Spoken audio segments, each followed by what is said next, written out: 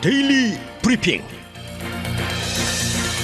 네, 매주 목요일 데일리 브리핑에서는 이 퀀텀 F&A 최은하 대표를 모시고 이야기를 듣고 있었는데 우리 최 대표가 지금 서울 방문 중이십니다. 지금이 한국 시간으로 새벽 1시 35분이어서 지금 깨우기가 좀 힘든 그런 상황이기 때문에 대신 오늘 저희 워싱턴의 한면택 특파원을 모시고 이야기를 들어보도록 하겠습니다. 한 특파원 안녕하십니까? 네, 안녕하십니까. 워싱턴입니다. 네, 연준이 어제 기준금리를 자이언트 스텝, 즉 0.75%포인트 또 인상을 했습니다. 세 번 연속 자이언트 스텝인데 뭐 예상과 그렇게 다르지가 않았네요. 네, 그렇습니다. 이른바 1% 풀포인트, 이제 울트라 스텝이라고 불렸는데 그것이 지난번 그 CPI가 발표된 직후에는 0.75가 아니라 1%까지도 올릴 수 있다라는 예측이 나오다가 또 연준 이사들의 그 발언이나 좀 시간이 지나면서 0.75로 이제 거의 굳어질 것 같다라고 예측이 돼 왔는데 그 예측대로 세 번 연속 3연속 0.75포인트를 올리는 그런 자이언트 스텝을 내디뎠습니다. 어느 정도 예상이 됐던 것인데요. 그래도 이게 0.75 포인트를 한꺼번에 올리는 거 보면은 상당히 아직은 연준이 이것을 0.75포인트나 한꺼번에 올릴 수 있는 그 여건이 있다라고 이제 판단을 하고 있는 것 같습니다. 무슨 얘기냐면은 물가를 잡기 위해서는 지금 연준이 할 수 있는 거는 수요, 생산, 고용 이것을 약간 과열된 것이 있다 그러면 좀 낮추는 거, 냉각시키는 방법밖에 없거든요. 누누이 말씀드린 대로 공급 부분에 대해서는 연준이 할 수 있는 것은 아니니까요.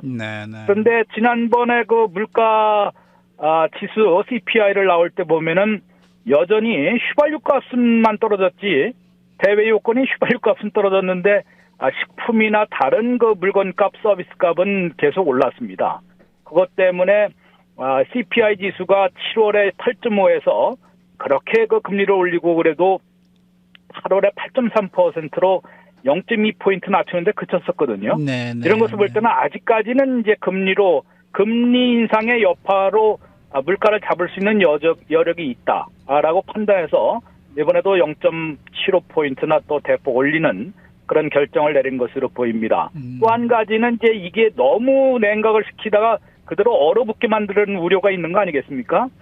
그런데 고용시장이 아직은 그래도 괜찮은 것으로 나왔기 때문에 이 제롬 파월 연준 의장을 비롯한 연준 이사들은 그래도 고용시장이 아직은 견고해서 금리를 이렇게 자이언트 스텝으로 계속 올릴 수도 있다라는 판단에서 이번에 세 번 연속 6월, 7월, 9월 이렇게 3연속으로 0.75포인트나 올린 것으로 해석됩니다.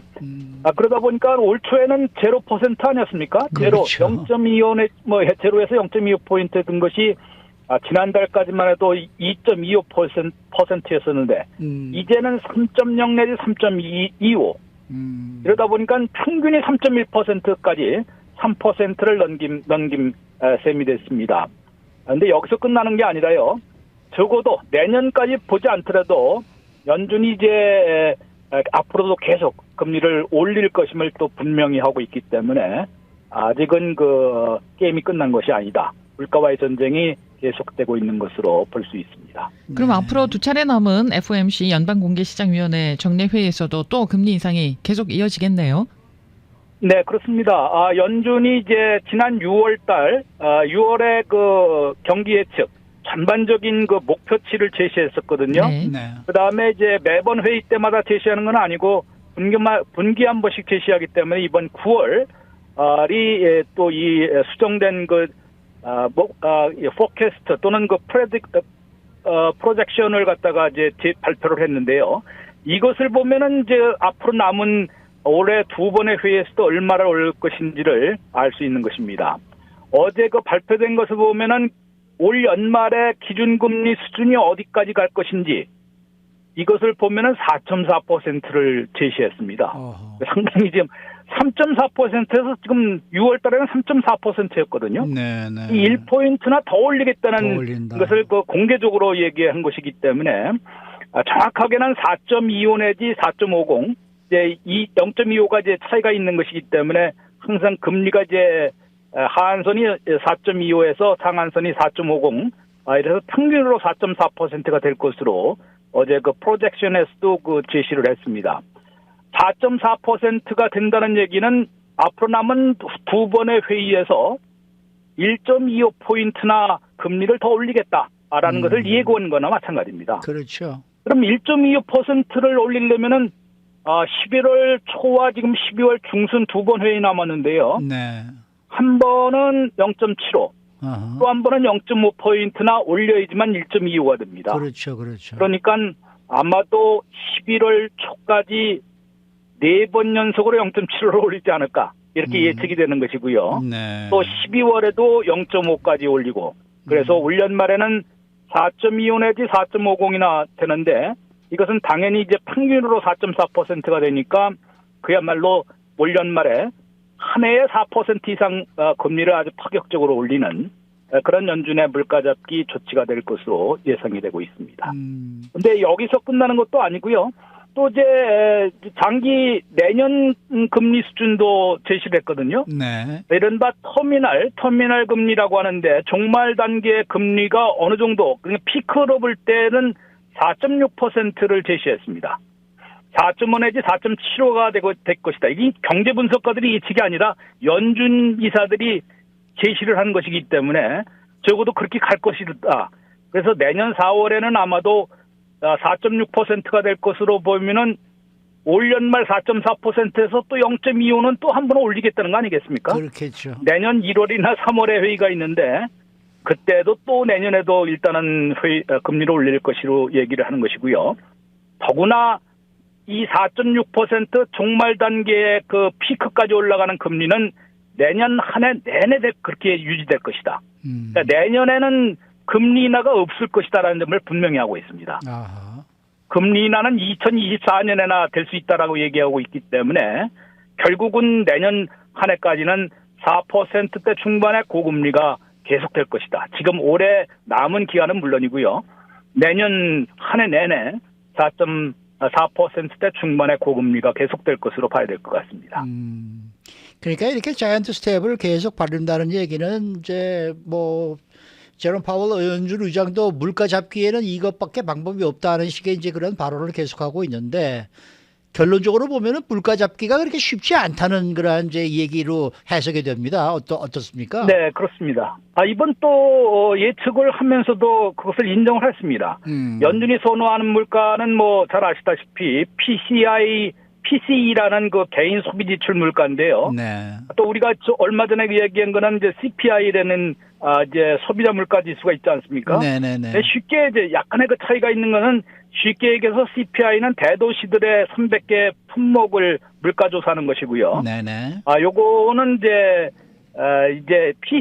요거는 이제 노동부에서 조사하는 것이고, 그렇죠. PC는 이제 미 전역에서 실제 미국인들 그 소비자들이 얼마나 썼는지를 다 놓고 보는 것이기 때문에 네네. 수치에서 한 2포인트 정도의 지금 차이를 보이고 있습니다. 어허. 따라서 이제 CPI는 현재가 8.3%인데요. 이 7월 PC는 6.3%입니다. 네. 2포인트 차이가 나는데 연준에서 목표치 제시할 때는 CPI는 안 하거든요. 네. 그래서 어제 나온 것을 보면은 올 연말에 PC로 6.3%가 5.4%로 낮출 수 있을 것이다. 아하. 1포인트도 못 낮추겠다는 점을 스스로 인정하고 있는 것입니다. 그런데 PC 물가가 올 연말에 지난 6월에는 5.2%가 될 것이다라고 얘기했다가 이번에 조금 더 덜 낮출 것이다. 네, 5.4%로 약간 올려서 잡은 것으로 볼 때 그렇게 하기야 그렇게 물가가 쉽게 잡히겠습니까? 한 번 올라간 거는 올라가기는 쉬워도 내려오기는 아주 맞아요. 상당히 어려운 것이고. 그렇죠. 또 누누이 말씀드린 대로 이제 연준이 터치할 수 있는 거는 수요 부분밖에 없는데 물가라는 거는 가격은 공급과 수요의 격차가 나기 때문에 물가가 오르는 것인데 네네. 그렇게 될 경우에는 공급 분야에서는 뭐 연준이 달리 할 방법이 없기 때문에 그게 쉽지 않다는 거는 뭐 누구나 모두가 아마 인정을 하고 있는 것인데요. 그래도 좀 금리는 이렇게 올렸으면은 좀 심리적으로 여파에서라도 물가를 좀 더 떨어뜨리면 좋겠는데 연준도 이번에 더 이제 악화될 것으로 덜 내릴 것으로 얘기한 것으로 볼 때는 5.4%가 올 연말에 PCE가 된다 그러면은 CPI로 보면 7.4%가 되는 거 아니겠습니까? 네. 이 포인트가 좀 높다고 보면요. 그러면은 연말에 가서도 그렇게 금리는 4.4%까지 올려도 물가 잡기는 7.4%, 7%대 중반에 머물 것임을 예고하는 것이기 때문에 상당히 연준은 뭐 참고로 2% PCE 물가 인상 상승률을 갖다 목표로 잡고 있는데 그게 언제 되겠습니까? 물론 어제 예측에서는 내년 말에는 2.8%, 2024년에는 2.3%까지 낮출 수 있다고 얘기를 하는데요. 그 전까지는 상당한 이중고가 되지 않겠습니까? 물가는 그대로고 금리는 올라가고 그러니까 고물가 고금리의 그런 고통이 계속될 것임을 예고를 하고 있습니다. 네. 이제 얘기해 주신 그 내용들을 다 종합적으로 한번 짚어봤을 때요. 경기 침체 수준은 앞으로 어떻게 될 것이라고 전망이 되십니까? 네, 참 이것도 경제 분석가들보다도 더 안 좋을 것이라는 점을 연준이 또 시인을 했습니다. 네. 이제 두 가지 경기 지표를 보면은 아는 것이 하나는 이제 GDP 국내 총생산 성장률이 얼마나 될 것인지, 네. 또 이게 마이너스로 갈 것인지, 또 하나는 이제 실업률이 오를 것인지 얼마나 오를 것인지를 볼 수 있는 것인데요. 연준이 어제 그 예측한 그런 바에 따르면은 올해 GDP 성장률은 0.2%에 그칠 것이다. 예. 제로 성장은 제자리에 해놓는다는 거 아니겠습니까? 네. 제자리 걸음할 수밖에 없다라는 점을 연준이 그 예측을 했는데요. 올 연말 지난번 6월 달에는 1.7% 될 거라고 얘기했습니다. 그랬던 것이 0.2%를 이렇게 아주 급속냉각했다는 것은 자신들이 지금 금리를 예상보다는 아주 가파르게 올렸기 때문에 결국은 뭐 성장은 당연히 떨어질 것이고 0.2% 잘해야 제자리 성장이지 이거 조금만 삐끗하더라도 마이너스 떨어지는 거 아니겠습니까? 네. 이러다 보니까 상당히 좀 어렵고 내년에도 1.2%가 될 것이다라고 연준은 예측을 했습니다. 6월 달에는 올해와 내년 모두 1.7% 플러스 성장을 예측했다가 이제는 그야말로 이 마이너스 성장 문턱에까지 내려갈 것임을 분명히 시인을 한 것인데요. 그래서 올해 GDP가 0.2%, 내년에 1.2%라면은 아주 장밋빛 시나리오만 하더라도 이게 그대로 아주 불경기 추락만 가까스로 면하는 그런 것인데 아까 말씀드린 대로 고금리 고물가의 이 저성장 제로 성장이면은 많이 들어본 얘기 아닙니까? 이게 바로 스태그플레이션입니다. 네. 물가는 높고 금리 부담은 가중되는데 성장은 뭐 완전히 안 되고. 거의 그 제자리하는 정체하는 것이기 때문에 이제 스태그플레이션이라는 얘기가 나온 것이기 때문에 얼마 전에 경제 분석가들도 스태그플레이션이라는 경고장을 다시 꺼내든 것으로 보이고 있고요. 실업률 추이가 조금 그래도 그나마 미국 경제에서 지금 다행스러운 것이 아닐 수가 없습니다. 현재 실업률은 3.7%거든요. 올 연말 연준은 3.8%로 좀 올라갈 것이다. 내년 말에는 워낙 그 저성장 또 제자리 성장이기 때문에 4.4%까지 실업률이 올라갈 것이다라고 예측을 했습니다. 실업률이 이렇게 올라가는 것은 분명히 좋지는 않은 건데 4%, 3 내지 4% 안팎의 실업률은 그나마 이건 불경기로 볼 수가 없습니다. 그러니까 스태그플레이션 뭐 고통은 좀 감내더라도 일자리는 그래도 가장 그래도 양호한 그런 일자리가 계속될 것이다라는 것 때문에 미국 경제가 이른바 소프트 랜딩할 가능성은 아직 남아있다라고 보는 것이고요. 실업률이 10%까지 막 치솟고 그래야지만 불경기 시절엔 대부분 그랬거든요. 네. 근데 이번에는 그렇지 않다 그러면은 소위 말해서 지금 1, 2분기 모두 마이너스 GDP 성장률을 기록했어도 불경기로 왜 선언이 안 되고 있느냐. 첫 번째는 소비가 계속 늘고 있고 두 번째는 이렇게 고용시장이 아직은 견고하기 때문인데요. 지금 연준의 그 시나리오대로만 되더라도 그래도 미국이 불경기로 추락하는 일은 좀 피하고 이른바 그 하드 랜딩을 피하고 소프트 랜딩을 할 그런 가능성, 희망은 아직 좀 남아있다라고 볼 수 있는데요. 이건 어디까지나 다른 대외 여건이 좀 따라줘야 됩니다.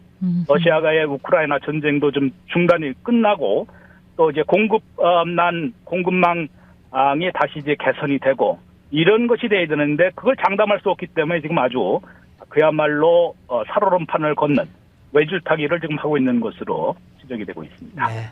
오늘 말씀 잘 들었습니다. 네, 고맙습니다. 네, 지금까지 워싱턴 한면택 특파원이었습니다.